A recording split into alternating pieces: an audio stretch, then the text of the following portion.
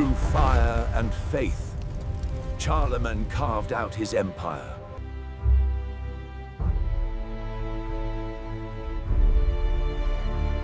Charlemagne, son of Pepin the Short, inherited a powerful but constantly threatened realm in 768 CE. His first grand conquest was Italy. By defeating the Lombards, he took control of the northern peninsula. His most brutal and enduring conflict was the 30-year war to subjugate the pagan Saxons to the east. The conversion of the Saxons was forced, an uncompromising merging of his military and Christianizing mission. South, he crossed the Pyrenees to push back the Muslim threat, establishing a Christian borderland in Spain. Defeat at Roncesvalles, though a loss, gave rise to the epic, securing his place in legend. On Christmas Day, 800 CE, the Pope crowned him emperor. Crowning was a political earthquake, asserting a link between the Franks and the Romans. His reign sparked the Carolingian Renaissance, a desperate bid to rescue Europe from intellectual decay. He established centers of learning, attracting scholars to preserve and copy classical and biblical texts. The vast majority of surviving classical Latin literature exists today because of the work done in his scriptoria. He built his capital at Aachen, making his palace chapel a masterpiece meant to rival the grandeur of Rome and Constantinople. To govern his vast empire, Charlemagne established a sophisticated, centralized, and surprisingly modern administration. He governed through detailed decrees known as capitulary, laying down laws, religious instruction, and imperial mandates. Charlemagne, though perhaps only semi-literate, was deeply committed to education and the standardization of knowledge.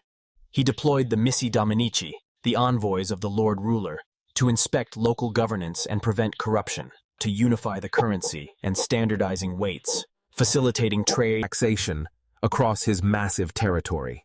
He saw his rule as a continuation of David's, a divinely ordained, Christian emperor responsible for the spiritual well-being of his people. The Frankish army, built on a loyal and well-equipped heavy cavalry, remained the backbone of his enormous power. His long reign brought unprecedented peace and stability to Western Europe, allowing culture, trade, and learning to flourish. Charlemagne had done what no one since the 5th century had, uniting the scattered nations under a single, strong Christian rule. For generations, he was the touchstone of European leadership, his name and legacy inspiring kings for 1,000 years. Charlemagne died in 814 CE. His colossal achievement would soon crumble under the weight of his successors' squabbles. Within 3 decades, the Treaty of Verdun divided his empire into 3 separate kingdoms. His very name, Carolus Magnus, became synonymous with imperial power and Christian unity. He is known as the Pater Europae, the father of Europe, for providing the continent with its first unified cultural identity. His legacy continued through the Holy Roman Empire, whose emperors looked to Charlemagne as their legendary founder.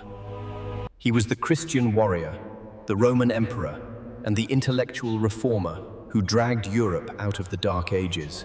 Charlemagne, the king whose reign did not just mark an age, but gave birth to a continent.